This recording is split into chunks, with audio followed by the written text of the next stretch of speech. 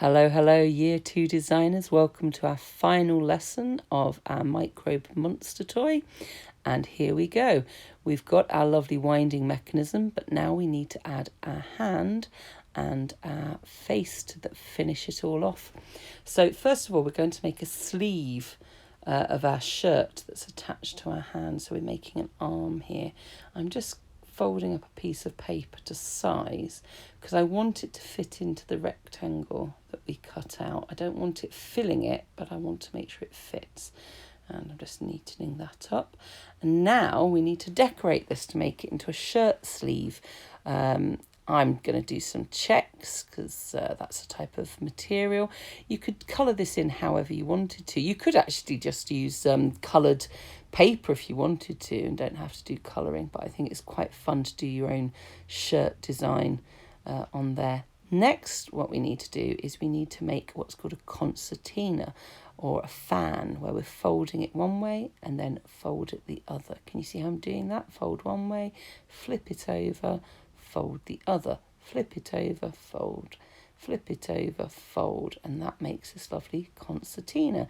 This means that we can have our hand go up and down and our shirt can move out the way.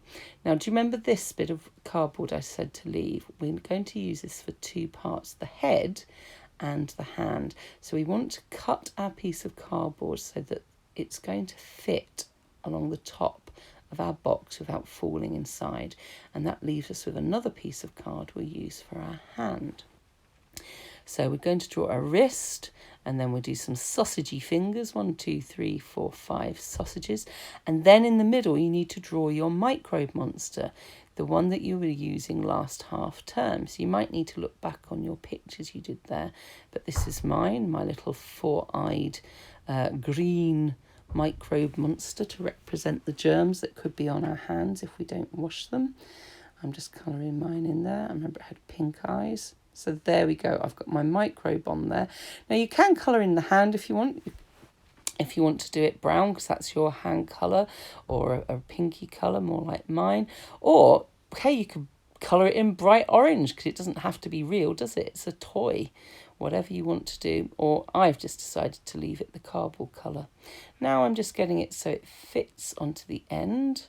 There we go. So my sleeve fits onto the hand, and I'm just going to put a bit of glue on there, stick it on, and I think a bit of tape as well, just to make it extra secure. You decide what you want to use. Then we're going to stick our end of the shirt, the end of the arm, inside there. You could use double-sided tape, you could use glue, you can use sellotape, but you just stick it down to the bottom, and we fold up that little hand. We fold up the sleeve, and we know that it fits inside the bottom of the box. We then take the hand and we attach the string that's on our wheel, on our winding mechanism, and we attach it to the top. That means when we turn our handle, let's just put that all in, fold it in. When we turn our handle, it lifts up our hand. Yes, that's fantastic.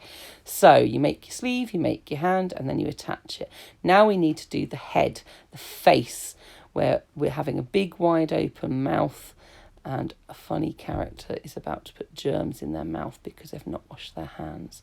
So we need to do a head shape. We need to do an open mouth. We don't do the bottom of the lips.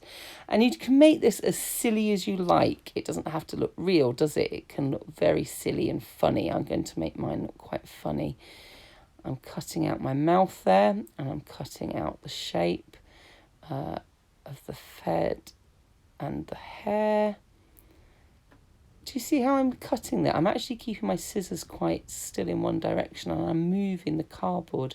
That's the best way to cut, you know. Get rid of any rubbish out the way. I'm going to go for bright orange hair, I think. There we go. That looks quite funny. But I want to make it look even funnier, so I think I'm going to put some ears on it. There we go. Going to make some funny ears. One on one side, one on the other. I'm just drawing around that one, but you know, you can do it like this or not. You can add ears or not. It's up to you. It's your design. I just want to make my face look quite funny. And again, you could colour in the face whatever colour you want. You could do it purple, you could do it green, you could make it a natural skin tone, or just leave it to the cardboard like I have. Now I decided to do a few more bits of silly hair to add on there, because I want to make our character look silly, because this character is silly. They don't know to wash their hands before they eat. So this is definitely a silly character. So I'm going to stick that on, stick on my ears. Again, you can use glue or tape, you decide, you're the designers. And there is my silly face.